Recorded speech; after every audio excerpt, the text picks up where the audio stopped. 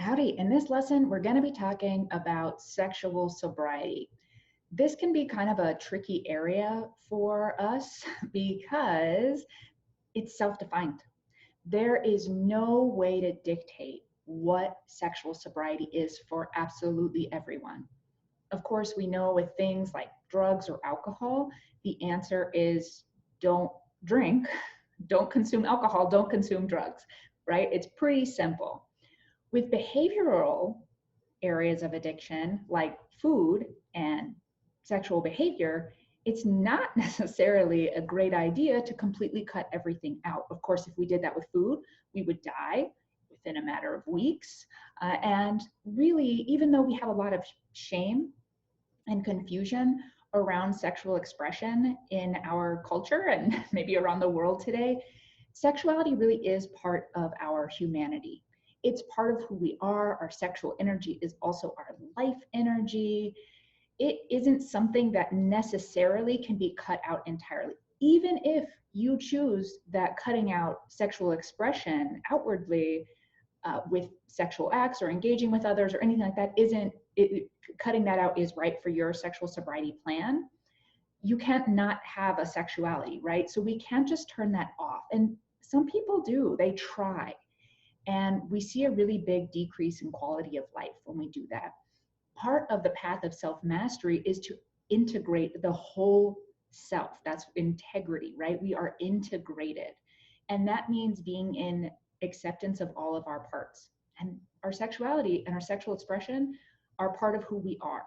So this is a really important topic. I want to preface it by saying this stuff can and does shift throughout our life and throughout our recovery. You might be coming in defining your sexual sobriety for the first time. You might be somebody who's already had a sexual sobriety plan who's ready to make some shifts in it. This lesson is going to be for both of y'all and everyone in between. Just like in every other area of our life on this path, we're going to be re-exploring it and re-investigating it as we go along because we're always changing. And as we are adding into our routine, into our toolkit and all of that, we're going to be shifting who we are and how we show up in life. And we're also going to be changing a lot about what we really want in life and what we see as possible for us. So I say that to just preface, yes, we want to take this very seriously. It's just like we talked about in the lesson around addiction.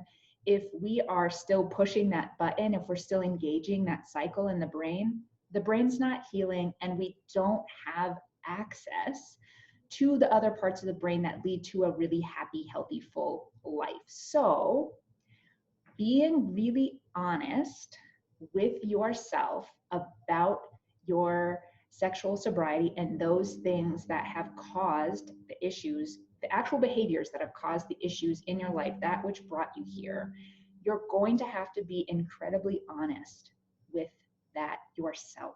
Because the truth is, nobody else really knows what is best for you and what's healthiest for you. You are the expert on you.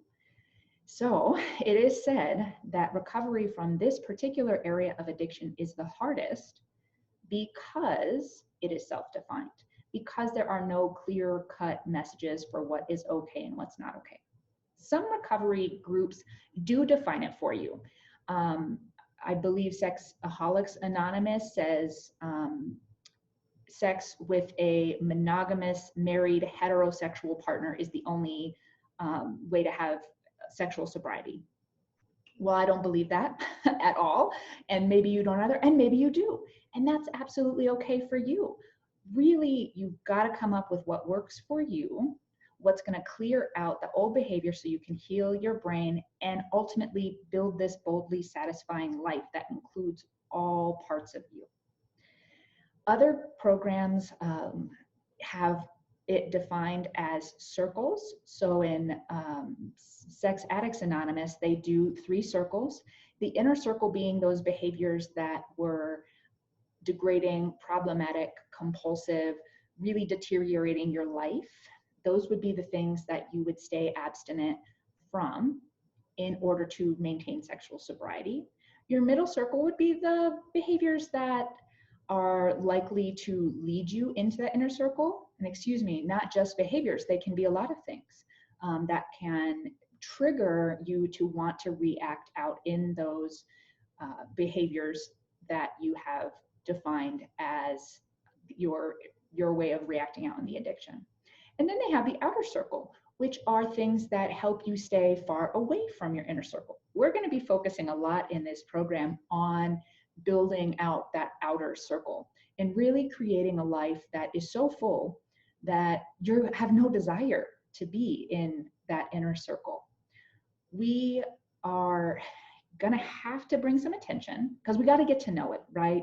Especially in the beginning, we're going to have to get a really clear idea on what that is. And in your foundation fieldwork, you explored that a little bit with how these behaviors have shown up in your life and what they are doing, what they've resulted in, and they've likely been what have brought you here or into recovery initially if you've been on a recovery path for a while. You may have had that, maybe you do the 3 circles, maybe you do bottom line behavior and accessory behaviors or boundary behaviors and top line, like in other recovery programs. However we're looking at it, it can be time to revisit it with where you are at right now. So, saying all of that and wanting to be really honest with it yourself, I'm also going to encourage you strongly to discuss this with your accountability partner as well as with the group.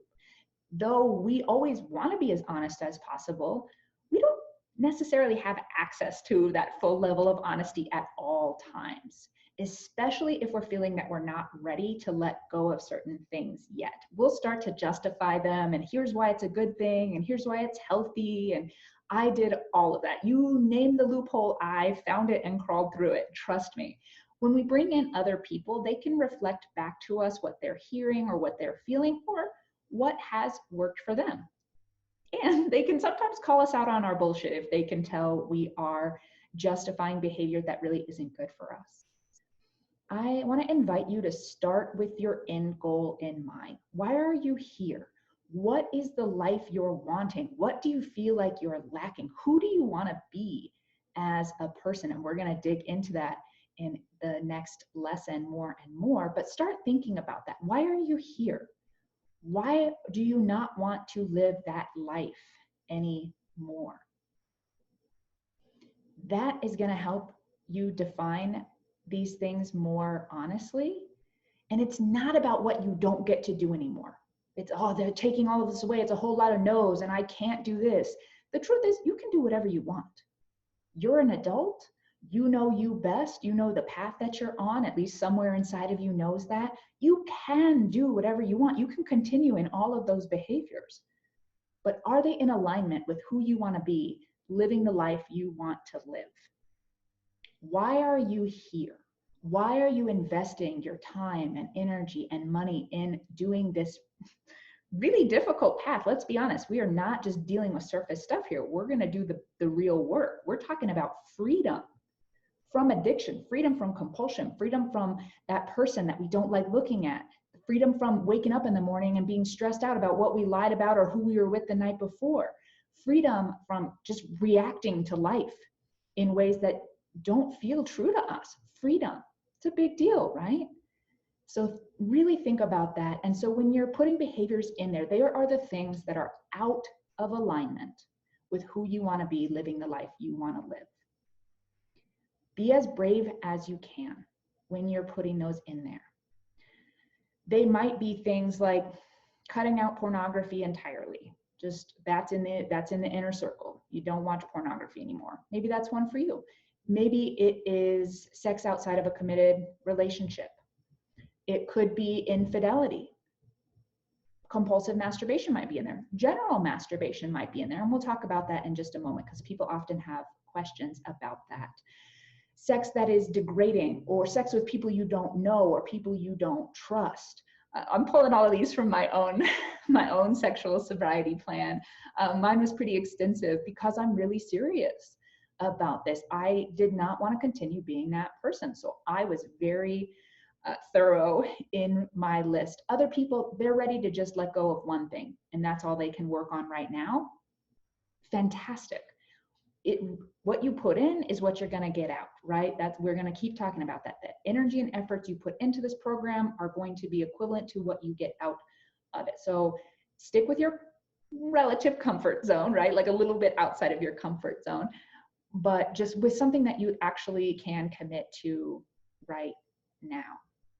Now, do indeed think about, and we'll use the terminology because this is really standard with sex addiction recovery. We'll use the inner circle, middle circle. So those middle circles are things that are happening before you're reacting out, which is why I like to call it reacting out, not acting out, because we're not just like, what a lovely day. Oh, I think I'll go act out. We are reacting to something. Some need we're attempting to meet, some feeling we're attempting to escape, some situation we're trying to avoid, right? Some emotion that we don't want to deal with. We're reacting to something, and we will be exploring those triggers in a later lesson in more depth. But just start thinking about it. What goes on surrounding your reacting out? Is it stress? Is it anxiety? Is it resentment? Maybe it is dwelling in circumstances you don't have any control over. It could be engaging with certain people. It might be certain places in town. We talked about those hedonic hotspots and how they wire us to certain memories, and that can result in us reacting out, right? It might be, maybe you have another area of a behavior or a substance that's a really good buddy with your reacting out behavior. Maybe it's drinking alcohol makes you more likely to react out. Maybe it's watching certain programs or looking at certain content, even if it's not specifically pornographic. Really just start thinking about it and don't leave out the emotional element, because I'll give you a little spoiler alert. Emotions really are our main triggers, and we'll dive more into that later as well. But really be thorough with that as much as you can while you are filling out those circles. The inner circle being the things that you plan to abstain from entirely. The middle circle being their warning signs that tend to lead you down that road to reacting out. And take some time this week and think about the outer circle. What activities do you engage in that there's no way you would react out while you're doing this favorite thing? Or what goals do you have that when you're working towards them, they just really fulfill you? What relationships in your life really make you feel healthy and happy and satisfied? What hobbies do you have? It could be as simple as going on a walk in nature. That's a big one for me. Could be just dancing in the grocery store, right? Or, just maybe in the shower, whatever, right? Like those things that bring you energy into life, the things that are aligned with who you want to be, living the life you want to live. Now, I want you to write all of these out really specifically for different reasons. One, you're going to need to know that inner circle. You got to know it like the back of your hand so that you know what you are abstaining from. Because there's going to be that moment. There will be that moment. There will probably be several of them where you go, wow, what I really meant was hardcore pornography. I didn't mean soft pornography. I mean, this is fine. It's not as bad as what I was doing before, so it's okay.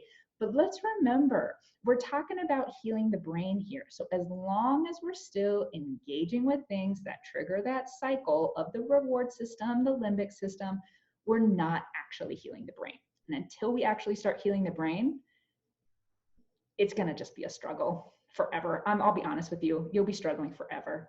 If you don't have the brain on your side, a healthy brain, you're going to have a hell of a time in recovery, in your relationships, in getting the life you want, in living life.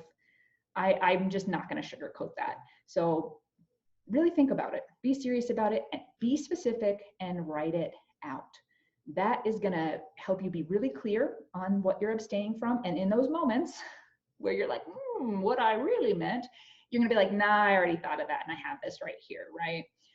Middle circle is your best buddy. That's your warning system, right? Those things, and you might not know them all yet. Like, it's okay. That can shift and grow. Don't worry about it. You don't have to have absolutely everything that triggers you, but you probably do know some things that trigger you. Write those out. Have really clear awareness around that. So that way, when it's like, oh, whenever I have to give a presentation at work, I have a lot of anxiety and I'm triggered to watch pornography in the office, right? Oh, okay, here. Yeah, okay, now you can be proactive because next Wednesday I have a presentation coming up. And here's what happens every time I have a presentation coming up. Now you can create an action plan and you're being proactive in your recovery instead of doing what I call fingers crossed recovery. I just hope it'll be different this time. Why would it be? If it hasn't been before, it ain't going to be again until you change something about it. So that middle circle is your best buddy. It is your control panel. It's your guiding system. You're going to want to know that. And we're going to add more to it, and I'll help you do that. Your outer circle is going to be all that fun stuff. Maybe even engage in some of it. Test some of it out this week and see what feels really good for you and have that there. That is going to be part of your emergency toolkit. So when you are struggling, you're like, ooh, I am in deep middle circle. I am really close to reacting out. What's the best way to not be over here on the spectrum? It's to be over here, right? Instead of focusing on not being here, not being here, not being, we just focus on being over here.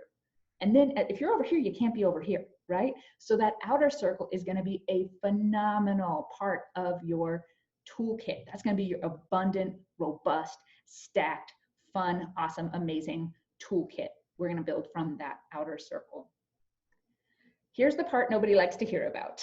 Okay, you may have heard in your recovery at some point or in your research that it is often recommended to have a period of complete abstinence from all things that engage that part of the brain. So all things tied to sex and sexual behavior and thought and everything completely.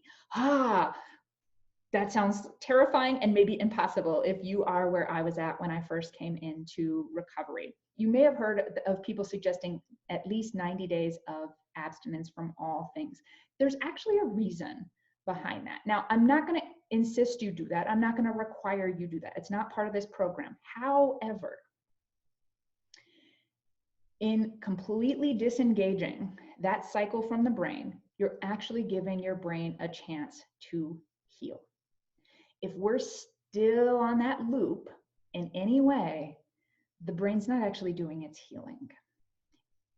And because it doesn't distinguish between like, this is loving, connected sex with my spouse, and this is, on this total other end of the spectrum that makes me feel yucky and shameful and degrading, it just is still using the same chemicals, which is why that period of abstinence can be really powerful. Now, they say 90 days, not because that's just an arbitrary number, but because studies have shown that the brain doesn't begin its healing until after 90 days. I'm going to say that again because people often hear 90 days and I'm set. No, the brain does not begin its healing process until after 90 days. Now, those are average numbers, okay? It's not like day 91 and the brain's healing, right? Those are average numbers that they have found in doing brain studies. So really, that 90 days is not the solution, it's the foundation. You are setting yourself up for success by allowing your brain the time it needs to heal, to begin the healing process. Now, if you don't do that, are you totally screwed? No, but it's going to be harder. I'll just be honest. I've, of course, gone through the process myself, and I've done it both ways, trying to still engage with some behaviors and not others, and totally abstaining. And I've worked with a lot of people who have done both. I'll just be real. The people who do not do the 90 or 100 days of abstinence have a lot harder time having long-term sobriety and having a really full recovery life. So I'm just going to throw that out there. You don't have to decide right now. You're not going to get any judgment from me. This is your life. What do you want out of it, right? Don't cheat yourself. Make sure you're setting yourself up for the best shot at your boldly satisfying life, however that looks for you, right? So this is a no judgment zone, and your accountability partner is not going to judge you either because they're in this group. They're part of the Illuminatorium, and we just don't do that here. And you don't have to decide now. It might be something that you decide to do later on, especially if trying to kind of have a foot in both camps doesn't work. So that's why that's suggested. You've probably heard it. You've probably come across it. That's what behind it is my good friend, the brain, and actually helping that to heal. Now, a couple of things. One, the big question, is masturbation healthy? Can I still masturbate and be sexually sober? I don't know. I don't know your situation specifically. It's different for everyone. I can tell you, for me, having been active in compulsive masturbation for so many years, no, I could not include masturbation in my outer circle for a while. I could eventually, and healthy masturbation is part of my healthy sexual expression now. But in the beginning, no way. There was no way that I could masturbate in a healthy way and still allow my brain to heal and be moving towards my boldly satisfying life, right? Other people, that's never been their thing. They've never really engaged in that. They don't have any of those ties to it, and they can include it in their outer circle.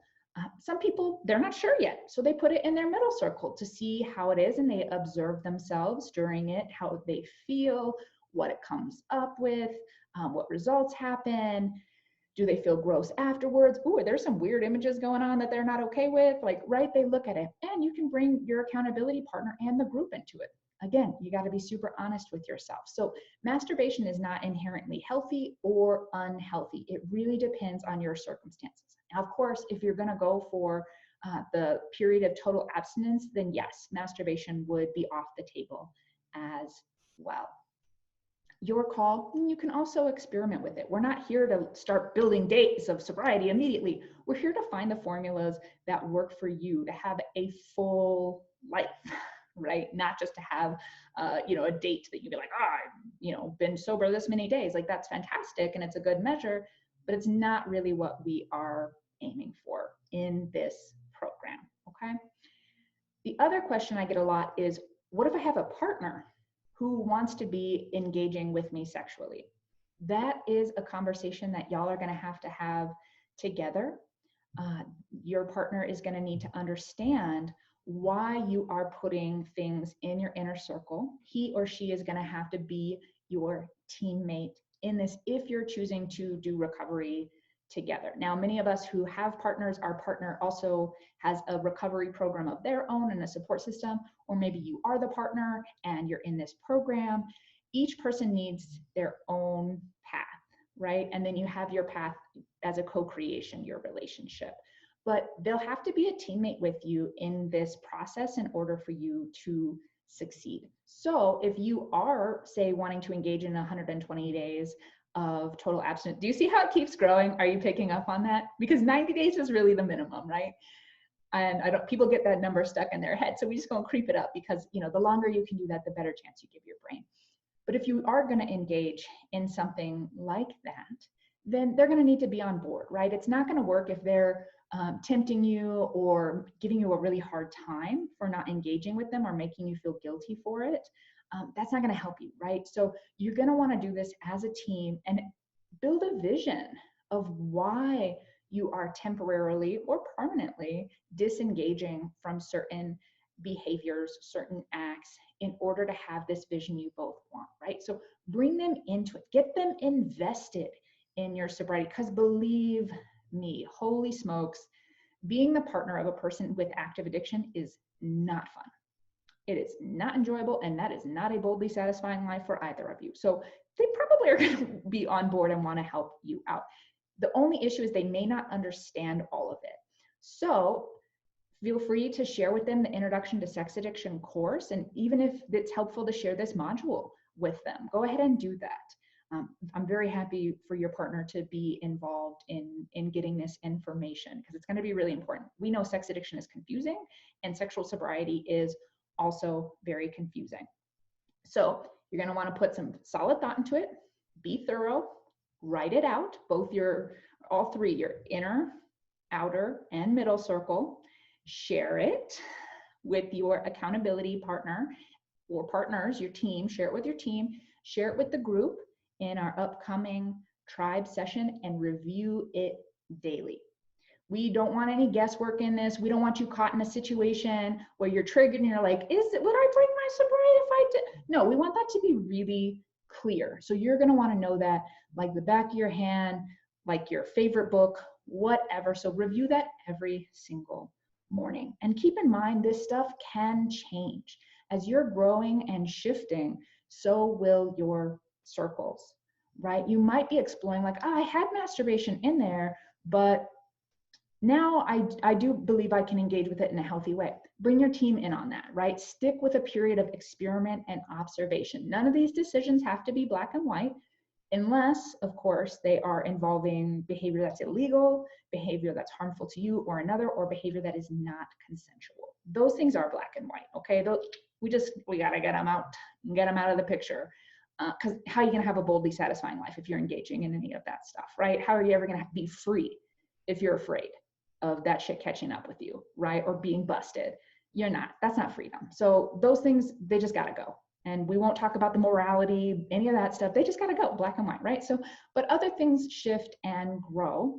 And you might be ready to explore. You say you've been sober from your inner circle for a long time, and you're on really solid ground, and you're wanting to explore what's next for you. I invite you to just be really, really open in your thoughts and in your imagining. Use your imagination. Put yourself in some situations. Like if you're thinking, could I be with someone who I've met recently, who I'm not in a monogamous relationship with, but who I'm really attracted to? Would that be healthy sex for me, a healthy sexual expression? Well, play the tape out, right? Like we say, like put yourself in that situation, feel the feels. Does it feel energizing? Does it feel yucky? Trust your body, trust those feelings. And if you're not sure, share it, talk about it. We'll work through it together as a group. Bring your team in on it. And we're going to talk more about building a team. But right now, use your accountability partner, use those group sessions, use the community, put it out there and get some feedback on it. You never have to take anybody's feedback, but it's always helpful to consider it. We are going to have a lesson all about healthy sexual expression and healthy sexuality later on, where we can really dig into what does it mean to be healthy sexually to you? What's your healthy sexual expression? We're going to talk all about that in a later lesson once we've got these fundamentals underway. That's it for me on this. Good luck. Do not go out in fear. Just remember, this is a process. It is a place for experimenting to find what works best for you so that you are building your boldly satisfying life. I'll see you next time.